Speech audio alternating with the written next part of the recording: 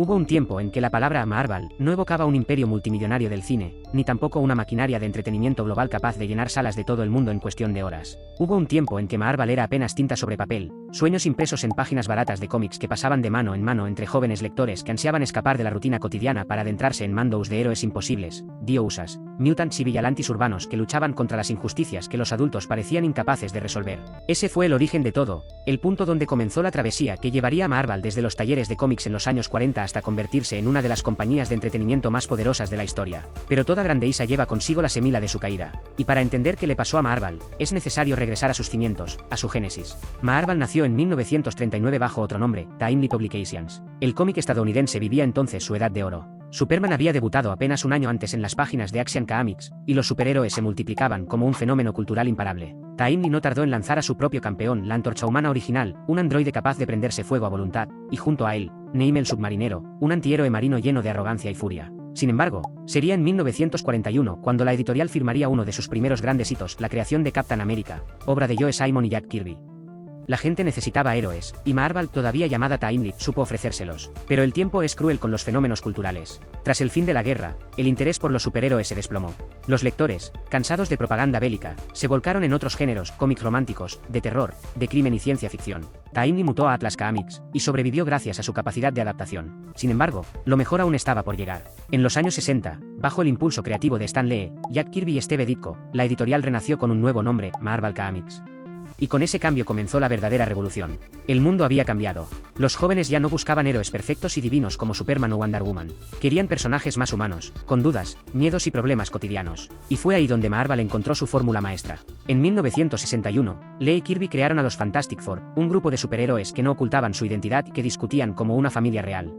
Al año siguiente apareció Spider-Man, un adolescente tímido y marginado que, detrás de la máscara, cargaba con la culpa y la responsabilidad de ser un héroe. A diferencia de otros héroes de la competencia, Peter Parker debía preocuparse tanto por pagar la renta como por detener a un villano. Esa humanidad conquistó a millones. De ahí en adelante llegarían Hulk, Thor, Iron Man, los X-Men, Daredevil, Black Panther, un torrente creativo que cambiaría para siempre el cómic estadounidense. La grandeza de Marvel en los 60 no residía únicamente en la creación de personajes memorables, sino en la construcción de un universo compartido. Los héroes vivían en la misma ciudad, se cruzaban en sus aventuras, y lo que ocurría en un cómic podía repercutir en otro. Marvel inventó la narrativa interconectada que décadas más tarde se convertiría en la columna vertebral del cine moderno. Pero entonces eran solo páginas de papel y tinta, con Stan Lee como narrador carismático que respondía cartas de los fans y transformaba a Marvel en una comunidad. El público no leía solo historias, sentía que formaba parte de una familia. Sin embargo, tras el auge vino la sombra. En los años 70 y 80, Marvel atravesó altibajos creativos y económicos. Aunque hubo grandes sagas, como The Dark Phoenix Saga, en X-Men o Born Again, en Daredevil, la industria del cómic sufrió crisis recurrentes.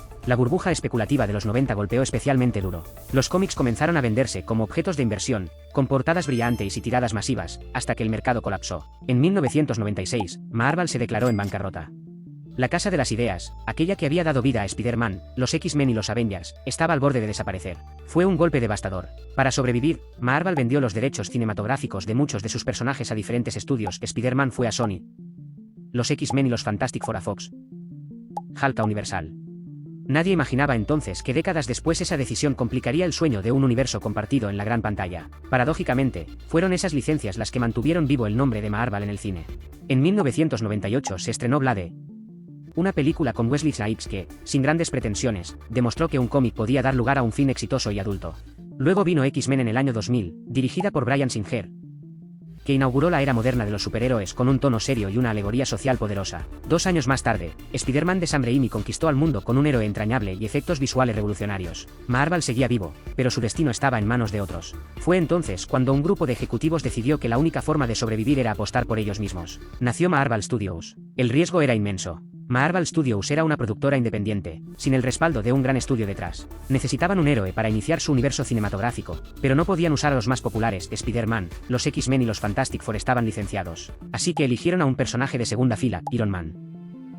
Muchos dudaron. Tony Stark no era un nombre conocido para el público general, y la elección de Robert Downey Jr. fue arriesgada, un actor talentoso pero con un historial problemático de adicciones. Pero el destino a veces sonríe a los valientes. En 2008, Iron Man llegó a los cines y cambió la historia. La película fue un éxito rotundo. Robert Downey Jr. encarnó a Tony Stark con un carisma inigualable, y el director Jon Favreau entregó un film que equilibraba acción, humor y corazón. Pero la clave estaba en los últimos minutos. En esa escena postcréditos que pocos esperaban, Nick Fury aparecía para hablar de la iniciativa Vengadores.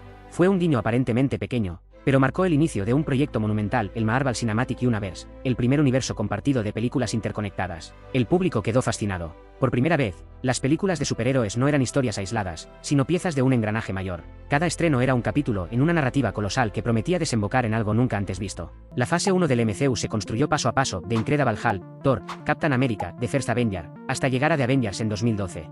El sueño se cumplió. Por primera vez, los héroes más poderosos de la Tierra se unían en la gran pantalla, y el resultado fue histórico, más de $1.500 millones en taquilla y una revolución en el cine comercial. Marvel no solo estaba de vuelta, había conquistado Hollywood. El éxito del MCU redefinió la industria. De pronto, todos los estudios querían su propio universo compartido. Warner intentó hacerlo con DC, Universal con sus monstruos clásicos, incluso otros géneros quisieron copiar la fórmula. Pero nadie pudo replicar la magia de Marvel. Cada película era un evento, cada anuncio un fenómeno viral.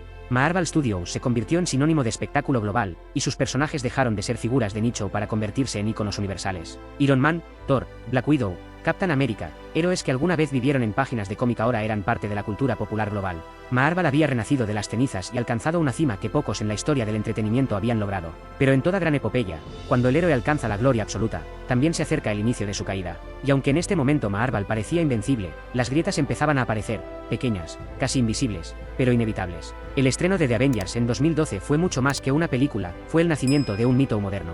Marvel había logrado lo que nadie antes en la historia del cine comercial, unir a 6 héroes que provenían de películas individuales en un evento coral que funcionaba tanto como clímax como punto de partida de algo más grande. El público abarrotaba las salas, los críticos se rendían ante la hazaña, y los estudios rivales observaban con asombro cómo Marvel Studios se transformaba en un titán cultural. Pero lo que nadie sabía entonces era que The Avengers no era la cima, sino apenas el inicio de un ascenso aún más vertiginoso. La llamada fase 2 del MCU comenzó con fuerza. Iron Man 3 de enero de 2013 exploró el trauma de Tony Stark tras la batalla de Nueva York y se convirtió en la película más taquillera de la saga en solitario del personaje. Ese mismo año, Thor, The Dark World amplió el universo cósmico, aunque fue recibida con tibieza, y Captain America, The Winter Soldier en 2014 sorprendió a todos con un giro hacia el thriller político que revitalizó al personaje de Steve Rogers. Sin embargo, el verdadero golpe maestro de Marvel llegaría con una apuesta arriesgada, Guardians of the Galaxy. Pocos conocían a ese grupo de héroes intergalácticos, liderados por un cazarrecompensas llamado Star-Lord y acompañado por un Mapis parlante y un árbol que solo repetía Young Groot. Pero bajo la dirección de James Gunn, la película se convirtió en un fenómeno inesperado. Con humor irreverente, una banda sonora nostálgica y personajes entrañables, los Guardianes conquistaron al público y demostraron que Marvel podía convertir incluso a sus figuras más desconocidas en íconos mundiales. Fue otra señal del poder absoluto del estudio, ya no importaba qué personaje adaptaran, la marca Marvel era garantía de éxito. La fase 2 culminó con Avengers Age of Ultron en 2015.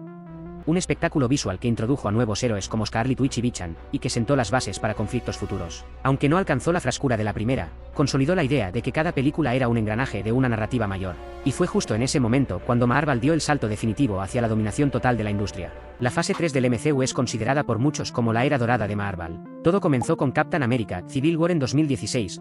Una película que reunió a casi todos los héroes presentados hasta entonces y los enfrentó en un conflicto moral y personal. La batalla en el aeropuerto, con Spider-Man y Black Panther debutando en el MCU, se convirtió en un hito cinematográfico. Civil War demostró que Marvel podía manejar decenas de personajes en una trama compleja sin perder el corazón de la historia. Ese mismo año, Doctor Strange expandió el universo hacia la magia y las dimensiones alternativas. En 2017, Guardians of the Galaxy Volumen 2, Spider-Man Homecoming y Thor Ragnarok mostraron la versatilidad del estudio para combinar géneros y tonos, desde la comedia más desenfadada hasta el coming of age adolescente.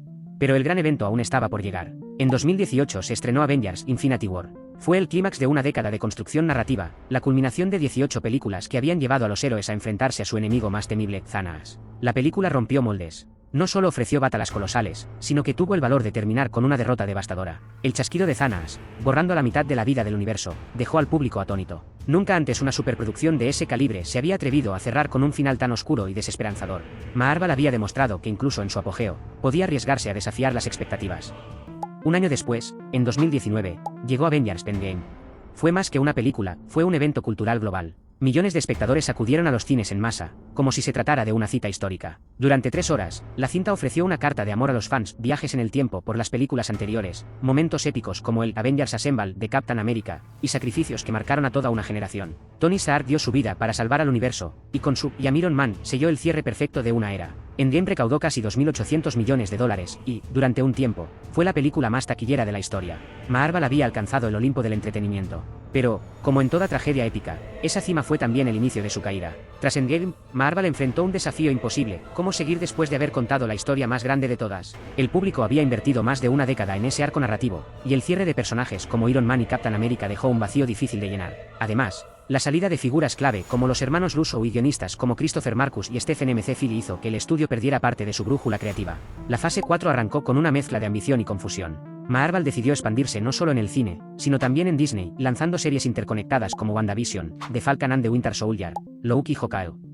Aunque algunas fueron aplaudidas, como WandaVision por su originalidad, otras recibieron críticas por su inconsistencia. La sobreabundancia de contenido comenzó a generar fatiga. El público, que antes esperaba con ansias cada estreno, empezó a sentirse saturado. En el cine, la situación no fue mejor. Eternals en 2021, dirigida por Chloe Zhao, fue una apuesta arriesgada que buscaba un tono más filosófico y autoral, pero terminó dividiendo a la crítica y al público. Doctor Strange in the Multiverse of Madness en 2022, dirigida por Sam Raimi, despertó expectativas enormes, pero muchos consideraron que no cumplió con su potencial.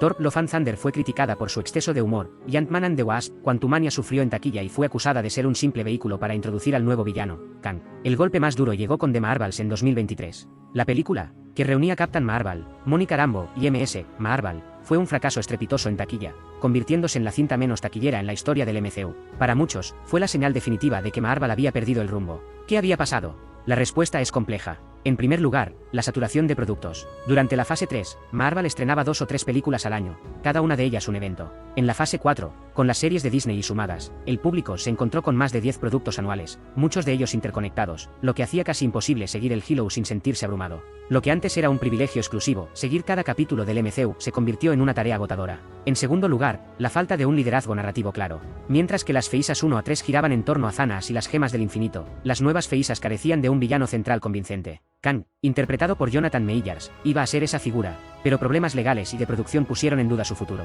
La ausencia de una dirección clara hizo que las películas parecieran fragmentos inconexos más que partes de una historia mayor. En tercer lugar, los problemas detrás de cámaras. Directores que abandonaban proyectos por diferencias creativas, guiones reescritos en pleno rodaje, efectos visuales criticados por su mala calidad debido a la presión de los plazos. Todo esto comenzó a desgastar la imagen de Marvel, que había sido sinónimo de calidad y confianza durante más de una década. Y finalmente, el cambio en la audiencia. El público que creció con Iron Man y Captain America ya no era el mismo.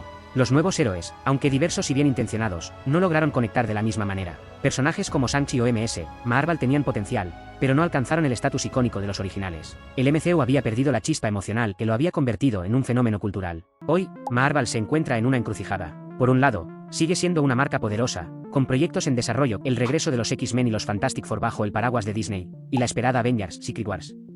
Pero por otro, enfrenta una crisis de identidad. El exceso de productos, la pérdida de figuras emblemáticas y la fatiga del público han minado la confianza. Marvel ya no es invencible. Y es aquí donde la historia de Marvel se transforma en una epopeya cíclica, casi trágica. Como en sus cómics, donde los héroes caen para luego levantarse, Marvel atraviesa un momento de oscuridad. La pregunta no es si Marvel ha caído, sino si podrá renacer una vez más. Porque si algo ha demostrado a lo largo de su historia es su capacidad para reinventarse. De la bancarrota en los 90 al triunfo de Endgame, de la tinta en papel al dominio del cine mundial, Marvel siempre ha encontrado la manera de volver. Quizás la respuesta esté en regresar a lo esencial, en recuperar aquello que convirtió a sus personajes en algo más que superhéroes, su humanidad. Tony Stark no fue grande por su armadura, sino por su sacrificio. Steve Rogers no fue recordado por su fuerza, sino por su integridad.